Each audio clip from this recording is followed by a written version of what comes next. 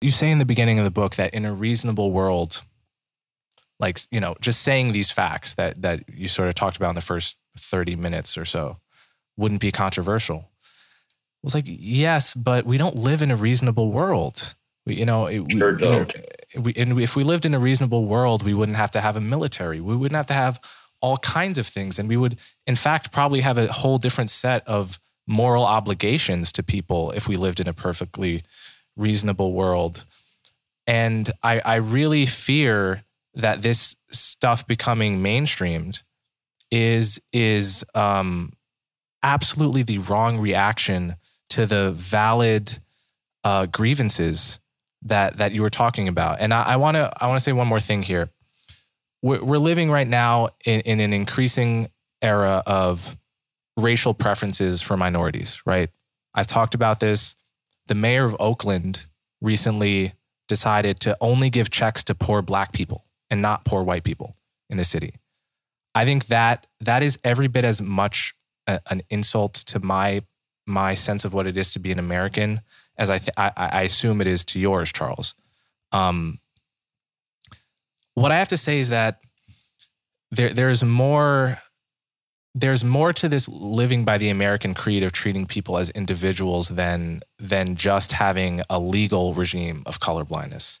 As important, perhaps more important, is that we promote social and psychological colorblindness, that we don't add flames to the fire of tribalism. And I really worry that this is a unintended consequence of talking about race and IQ. And there are some reasons I think that. I mean,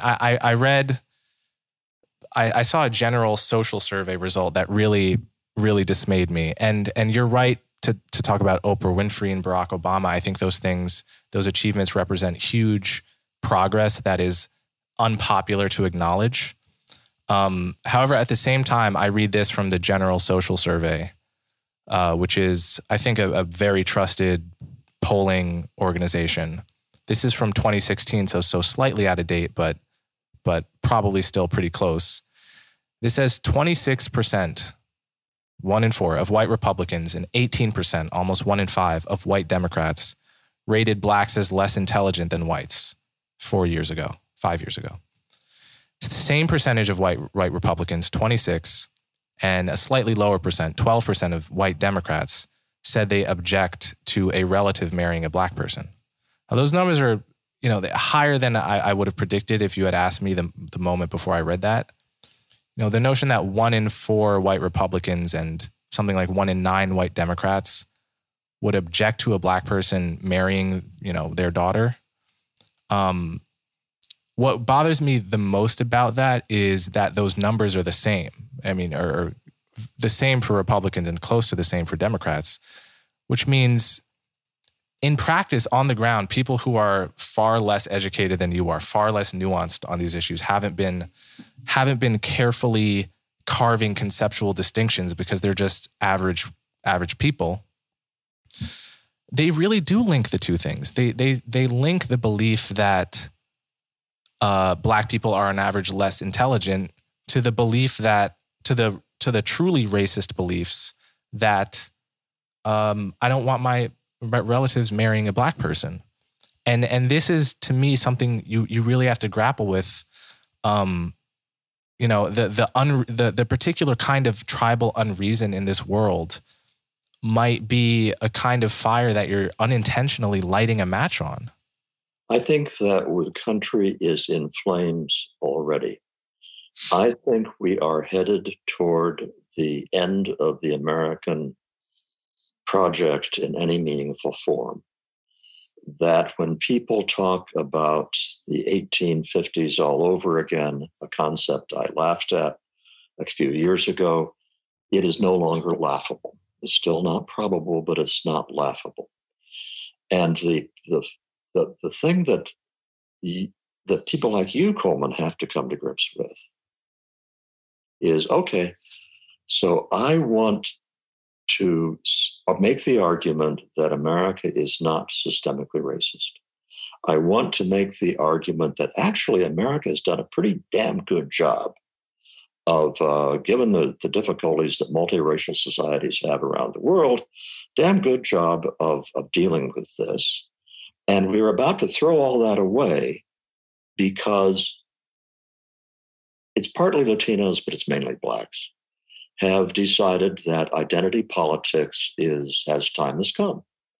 And so we are looking at not 50 years from now, but we are looking over the next couple of election cycles at the possibility of kind of irreparable abandonment of the ideal of the American creed, where you treat people as individuals regardless of race, color, and creed, and so forth. So I think that we are in a crisis. And the question I ask of you, okay, Coleman, how do I demonstrate that this is not a systemically racist country? How do I explain that you have so many fewer Black physicians than the percentage of the population would warrant, and Black engineers?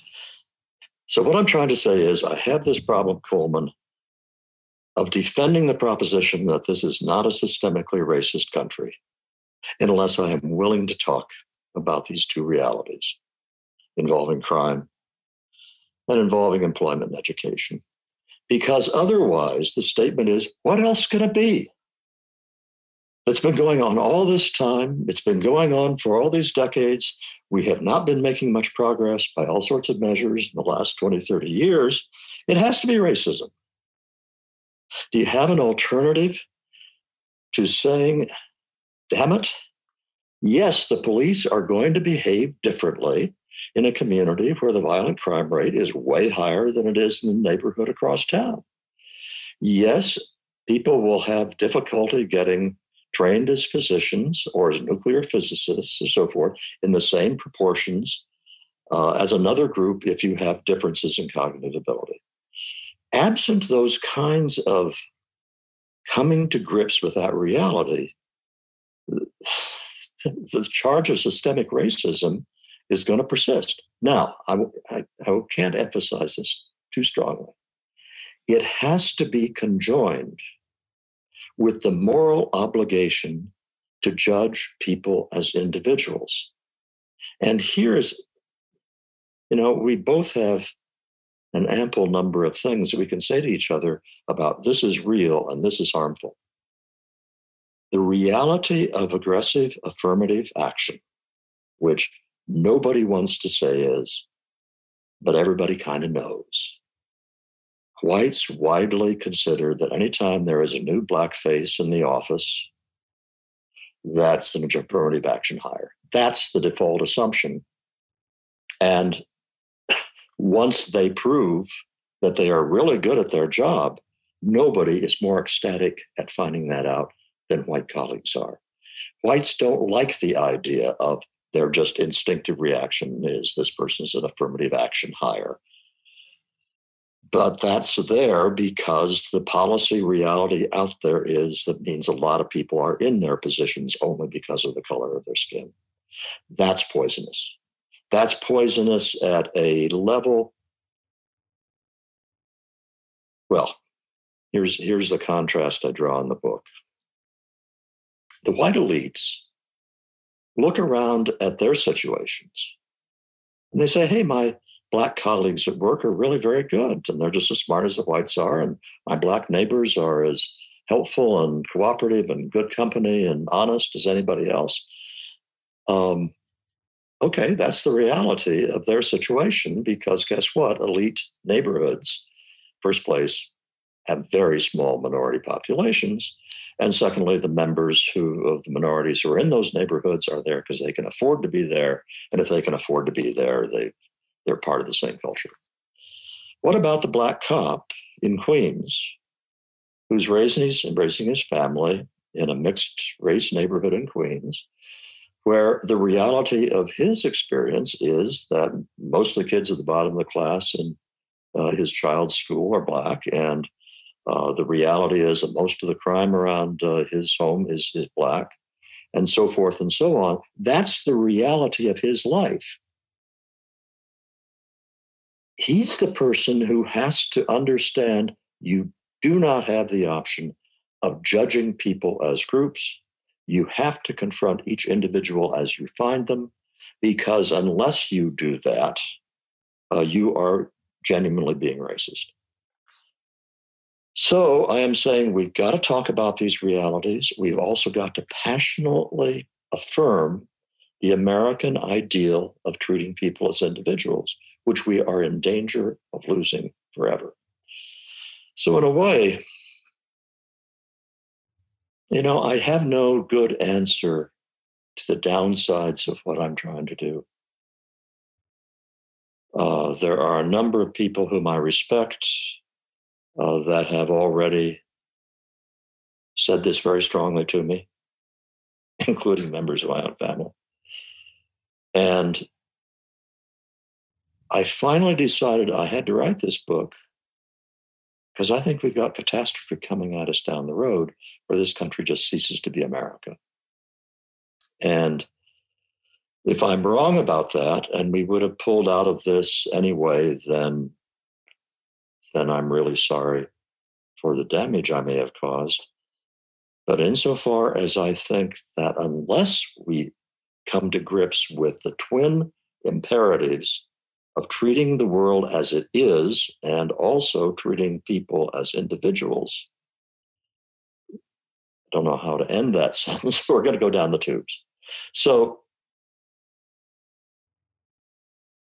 I guess the fair statement is I have decided that it's one of those situations where you have to do whatever seems to give you the best chance of rallying some kind of reaction to the current dominant public intellectual dialogue, which is sympathetic to critical race theory and systemic racism.